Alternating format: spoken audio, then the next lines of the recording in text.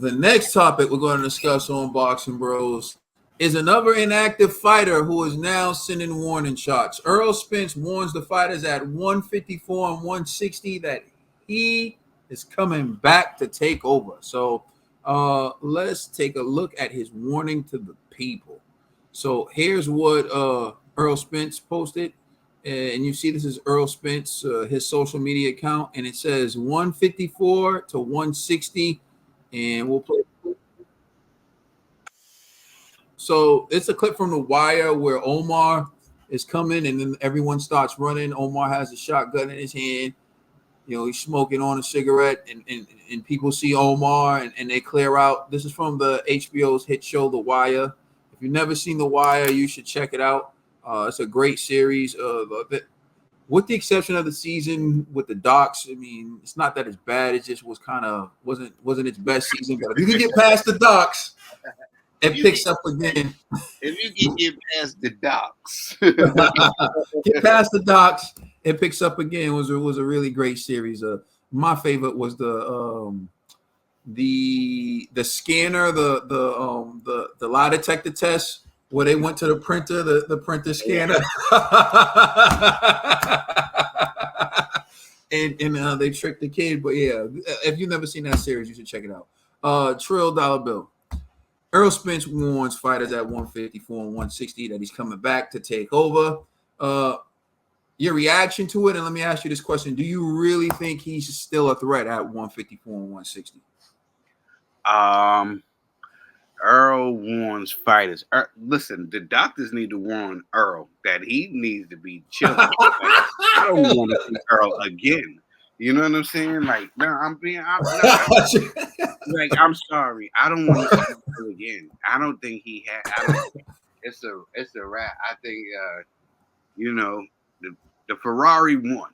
You know, the Ferrari won. You know, yeah, this time is just to hang it up. You know, and go fishing, big fish. Go catch some big fish, because you know what I'm saying? Because I honestly I don't want to see Errol Spence in the ring again. I think he's done. From everything I've seen from that, I just think he's done. Even his one doctor once said, I heard a doctor was like he wasn't gonna sign off on him returning, so I guess he must have found a doctor that said he's good. You know how it is. People keep looking for somebody to say that you all right. But he a doctor to say whatever. You find one to say whatever. Yeah. You know what I'm saying? So that's what I think he eventually did. I just don't want to see Earl again in the ring. I'm sorry. I just don't want to see it. That's me personally. Yeah. Look, I picked Errol Spence to beat Terrence Crawford against my best wishes, mainly because I had a war with the TC fans. I'll admit it.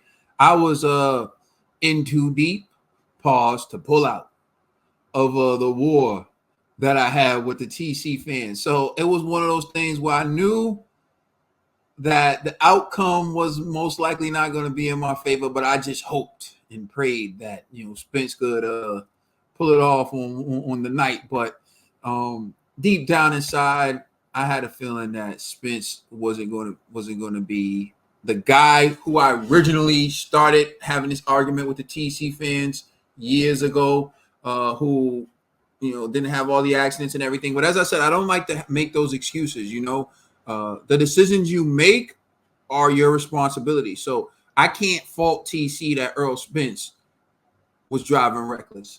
I can't fault TC that Errol Spence wasn't living a healthy lifestyle in terms of his dietary choices. Like, I can't fault TC for that because TC was doing that.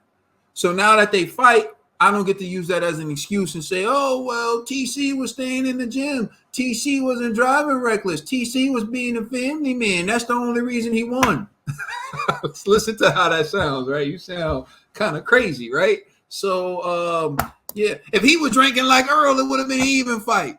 If he got into 3 accidents, then it would have been like you can't make that type of argument. You gotta sometimes you gotta put the argument in reverse to see how crazy it sounds. But with that being stated, like, do I think fighters at 154 should be running away from Errol Spence like they ran away from Omar in The Wire? Absolutely not. Why? Because Omar had a shotgun in The Wire. I don't know if Earl's is coming out there with a shotgun. He might be coming out there. What? It's damaged. It's rusty. He's coming out there with a starter pistol. You know what I'm saying? I don't know. Like to be honest with you, I don't know what Errol Spence still has left in the tank. But if I'm Sebastian Pandora, I'm not worried about him. If I'm Tim Tszyu, I'm not worried about him. Terrence Bud Crawford at 154, I don't think he's worried about him. If I'm Matt Ramov, I'm not worried about him. Then you go to 160. Maybe 160 might be his weight division because off the top of my head, I think there's like Carlos Adames at 160. Maybe he thinks he can beat him. Maybe they had a sparring session or something where he did good against him. So maybe 160 is his best bet because people are saying he was so weight drained at 147. So maybe 160 because I don't think 160 has like the names and the hitters that they got at 154, especially when you look at Sebastian Fundora being 6'6", so which is the guy he was allegedly supposed to be fighting, but then it didn't happen. So I don't know. But if Errol Spence comes back, great. But do I think people should run from him like they ran from Omar Nawaya? I don't think so because I don't think he's coming on the block with a shotgun. I think he's coming with the type of gun where they're saying we got the same or even better. So you know what I'm saying? Get out of here with that super soap.